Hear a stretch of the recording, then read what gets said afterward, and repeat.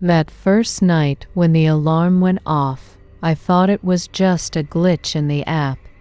My phone buzzed on the nightstand, and when I checked the notification, my heart skipped a beat. Motion detected. I grabbed my phone and opened the live feed. Our baby was there, sleeping peacefully in his crib.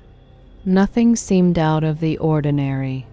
I let out a quiet sigh of relief and was about to close the app when something in the corner of the screen made me pause. In the reflection of the mirror above the crib, for a split second, something seemed off. A shadow, a silhouette. But before I could focus on it, the image was back to normal. I shook my wife awake, and she mumbled something before finally opening her eyes. "Look at this," I whispered, showing her the phone. We watched the live feed together, but the nursery looked completely normal. The baby was sleeping, the crib was in place, nothing seemed wrong. She sighed and told me I was probably just seeing things because I was exhausted, but something inside me refused to accept that explanation. I knew what I had seen. I stayed awake for another hour, switching between watching the monitor and staring at the nursery door, waiting for another alert. Nothing happened. But that unsettling feeling of being watched didn't go away. The next morning, I tried to brush it off as my imagination running wild, but the thought lingered in my mind all day. It was too specific to be a trick of the eyes, a distinct shape in the mirror, right where no one should have been. That evening, before putting the baby to sleep, I decided to check the nursery myself. I stood by the crib, looking at the mirror. Just my own reflection stared back. I moved side to side, testing if there was any way a shadow could have been cast weirdly. Nothing. Just me, the crib, and the quiet hum of the baby monitor. That night, the app didn't send any alerts, but I still woke up around 3 a.m. with a strange feeling like something was off, even though everything was silent. I reached for my phone and opened the live feed. The room was still, the baby sleeping peacefully. But then, as my eyes scanned the screen, I saw it again.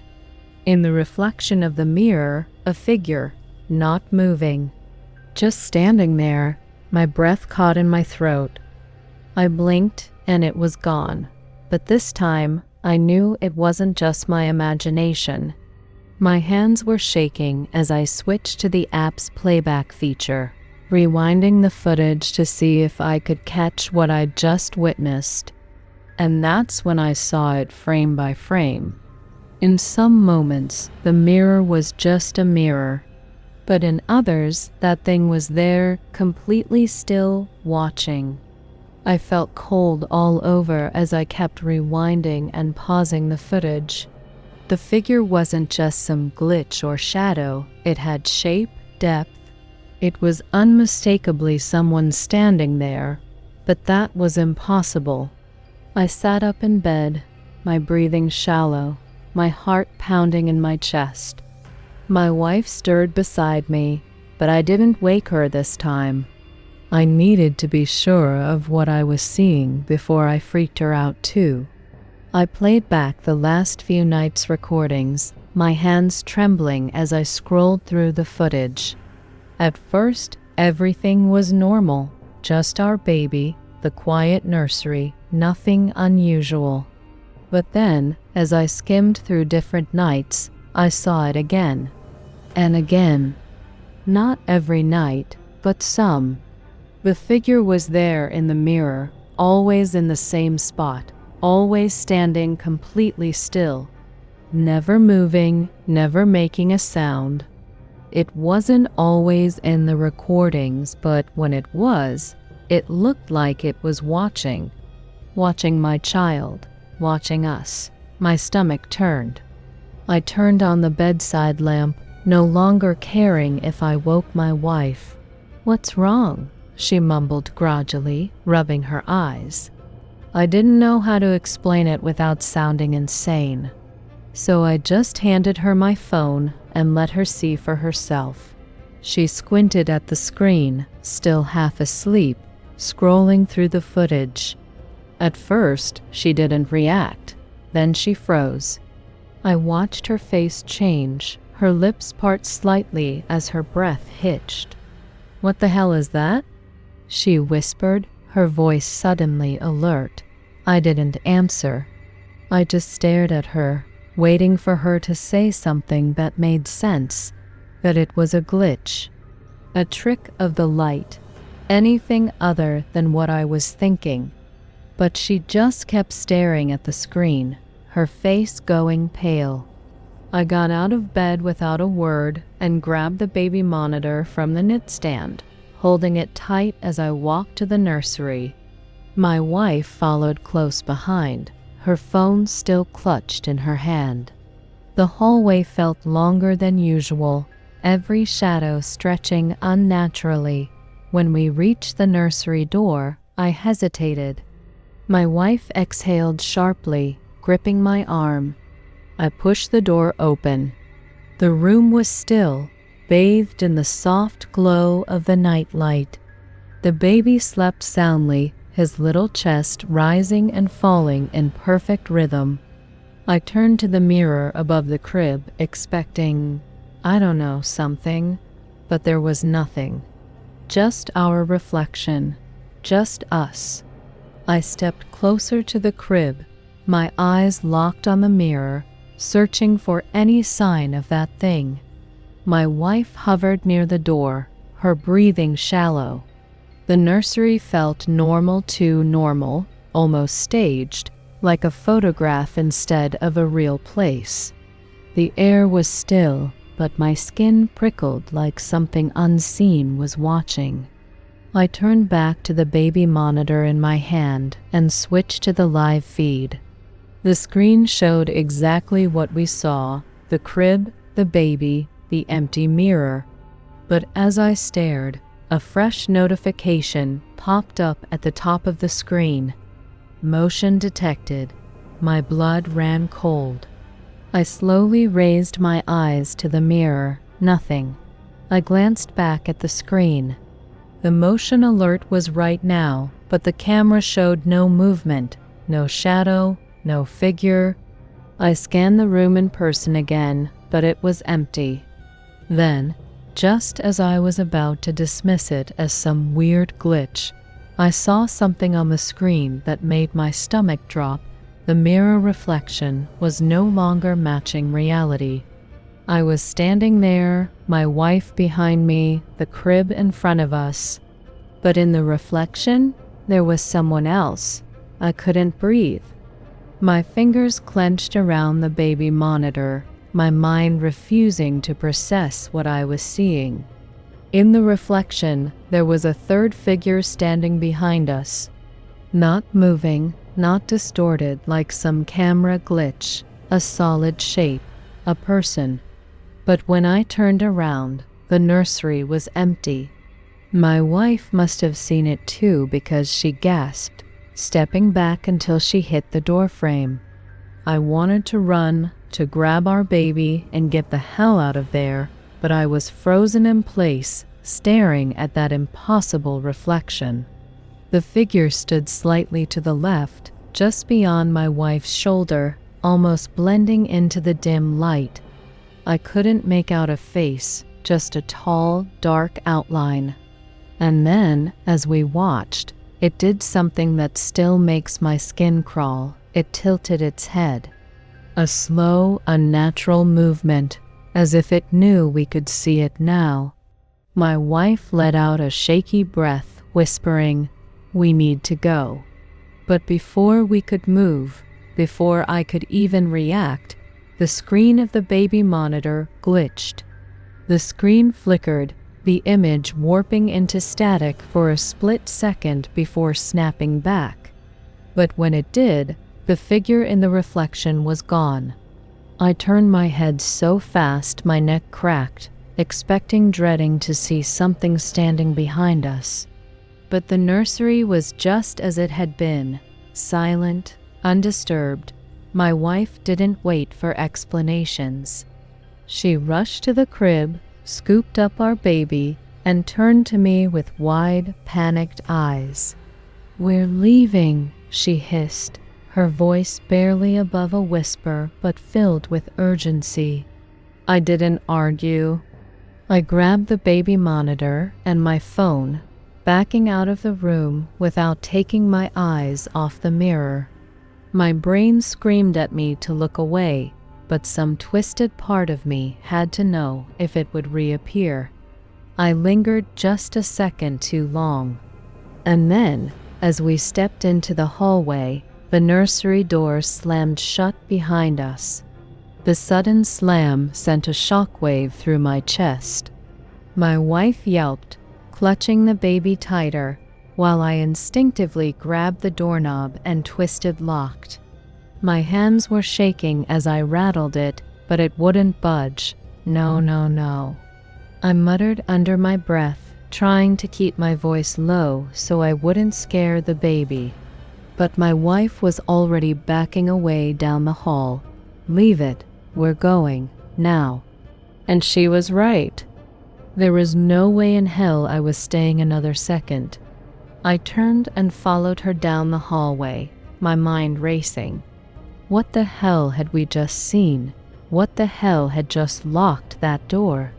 As we reached our bedroom, I grabbed my keys from the nightstand and checked the baby monitor one last time. My heart was still pounding, my breath uneven. The live feed flickered as it loaded. The nursery door was open again. And in the mirror, the figure was back. I felt sick. The figure was there, standing in the reflection, exactly where it had been before, unmoving, watching. But the nursery door, the same one that had just slammed shut and locked on its own, was now wide open.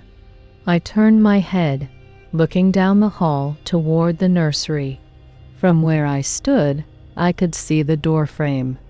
It was still closed, my stomach twisted into knots. The camera was lying to me. Or worse, the reflection was showing something real that we couldn't see with our own eyes. My wife must have noticed my expression because she asked, "What?" in a terrified whisper. I hesitated, my hands sweaty as I held up the monitor so she could see. She barely looked for 2 seconds before she gasped and clutched my arm. "We're leaving. Right now." I didn't argue.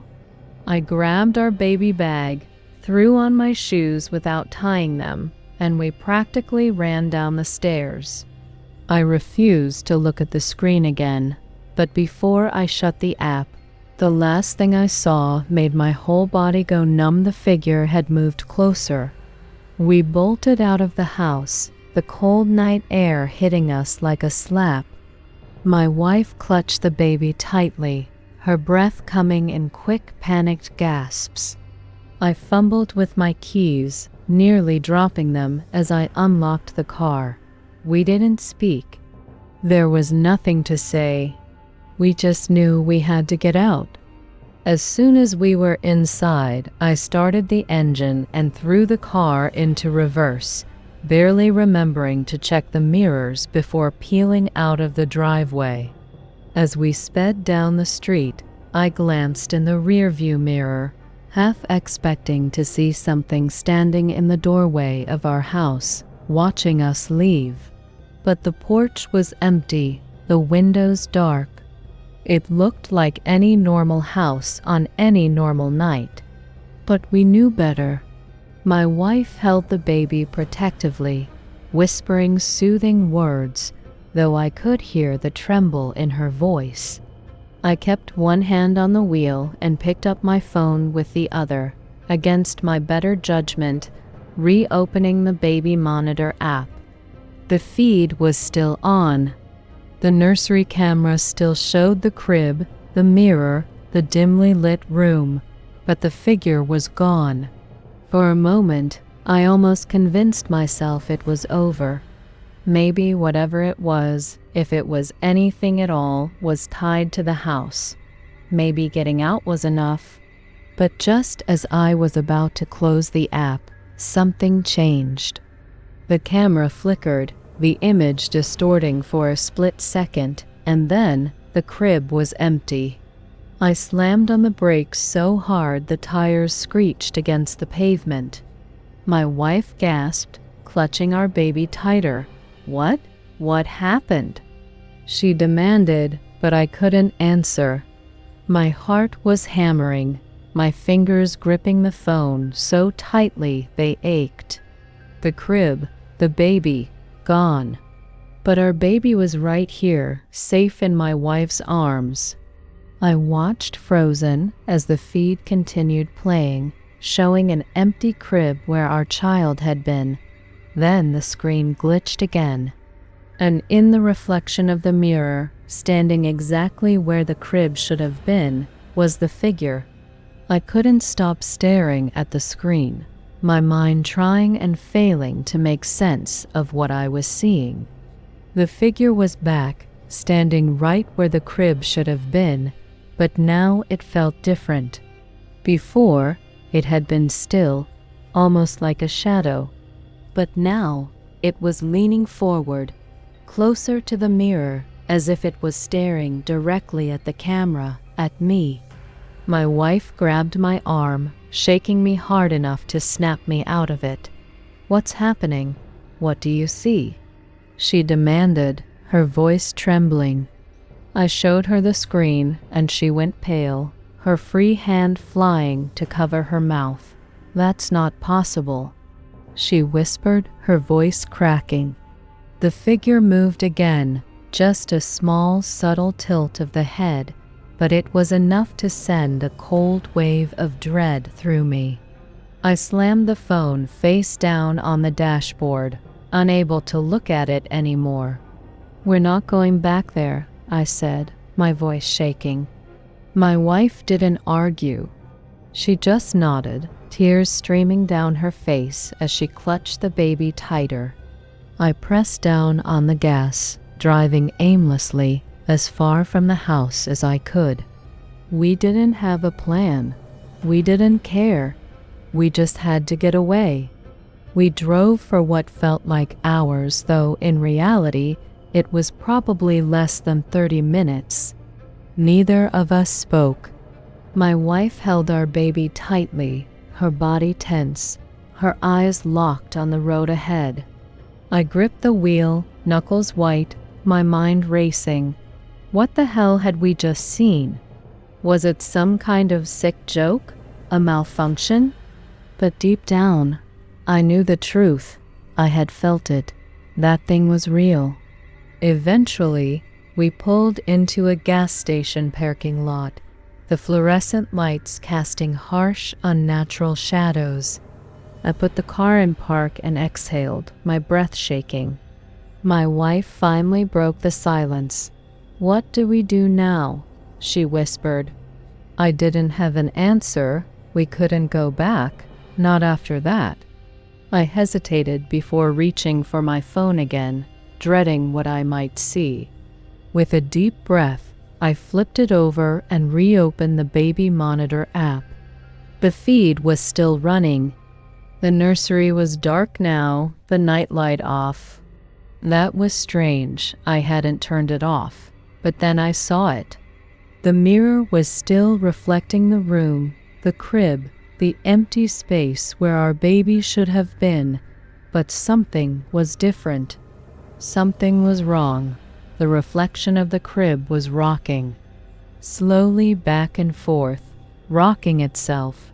I felt my entire body go numb. The crib was moving, but the real nursery was completely still. It wasn't actually rocking, only the reflection was. My breath caught in my throat. My wife saw it too. "Oh my God," she whispered, gripping my arm so tightly it hurt. The baby in her arms stirred slightly, as if sensing our fear. I wanted to throw the phone out the window, smash it, destroy it, anything to stop seeing what I was seeing. Then the rocking stopped, the reflection stilled. And just when I thought the horror was over, something moved. From the bottom of the mirror, where the darkness swallowed the edges of the frame, hands began to creep upward. Pale, unnaturally long fingers curled over the bottom edge of the mirror, pulling something up. I couldn't breathe. I couldn't think. Then a head emerged. It was wrong, its skin too smooth, too featureless. But its mouth, oh God, its mouth stretched into an unnatural, jagged grin. And it was looking directly at the camera. Then the screen went black. I nearly dropped the phone. The screen stayed black for a few seconds, but I kept staring, my pulse pounding in my ears. I tapped the screen, refreshing the feed, praying, begging that it was just a glitch. But when the image flickered back on, my stomach twisted into a tight, suffocating knot. The camera was no longer showing the nursery. Instead, it was streaming our car. The angle was strange, as if someone or something was watching us from a few feet away, just beyond the glow of the gas station lights. I froze, my breath hitching. My wife must have seen my face because she whispered, "What?" her voice barely audible. My fingers trembled as I slowly turned the phone so she could see. She gasped, covering her mouth, eyes wide with terror. The feed was grainy but unmistakable. Our car, parked exactly where we were, the two of us inside. But then, from the left side of the screen, something shifted in the darkness. A shape, a figure. It was standing outside our car, watching, my entire body locked up. I couldn't move, couldn't breathe. My wife gripped my arm so tightly, her nails dug into my skin. It was outside. The figure stood just beyond the edge of the gas station's flickering light, motionless, barely visible in the grainy feed. My heart pounded so loudly I could hear it in my ears. I didn't dare look outside. I was too afraid that if I did, I'd see it standing there. Instead, I kept my eyes glued to the screen, praying, begging that it was just some horrible trick of the camera. But then, slowly, the figure moved. Not toward the gas station, not toward the store, toward us. My wife let out a sharp gasp, and I could feel her trembling beside me. The baby shifted in her arms but didn't wake. My hands tightened on the phone as I watched, helpless, as the figure in the feed took slow, deliberate steps toward our car, closer, closer. Then, the baby monitor glitched again. The screen flickered, distorted lines running across the image. For a split second, there was nothing, just blackness. And then the feed returned. But this time, it was streaming from inside the car. I couldn't breathe. I couldn't move. My entire body locked up as I stared at the screen in horror. The baby monitor feed was now coming from inside our car. The angle was low, as if the camera was positioned on the floorboard, facing up at us. I could see myself gripping the steering wheel, my wife clutching the baby, both of us frozen in terror. But we weren't alone. Something else was in the back seat. The figure was there, hunched in the shadows, just behind my wife. It was barely visible, but I could see the outline, thin, unnatural, its head tilted at an impossible angle.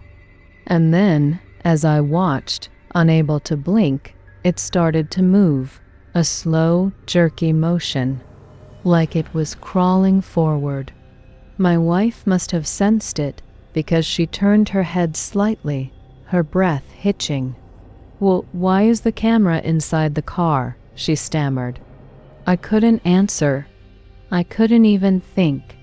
Then, as if in response, the screen glitched again, the image distorted, the feed lagging. And then a single frame, a still image, its face, right behind my wife, grinning. The screen cut to black. I didn't think. I just reacted. I threw the phone to the floor and spun around so fast my seatbelt dug into my chest. My hands fumbled in the darkness, reaching, grabbing, desperate to find something, anything in the back seat. But there was nothing. The space was empty. No figure, no shadow. Just the baby's diaper bag and a stray blanket. My wife was shaking violently, holding our baby so tightly I was afraid she'd wake him up screaming, "What's happening?" She choked out, her voice barely above a whisper. I couldn't answer. I didn't know. The car suddenly felt too small, too confined. My skin prickled, every instinct screaming at me to get out. I reached for the door handle, then stopped. The rearview mirror, I hadn't looked at it. My breath hitched. My body locked up. I didn't want to do it. I didn't, but some sick, morbid part of me needed to know. Slowly, stiffly, I lifted my eyes to the mirror.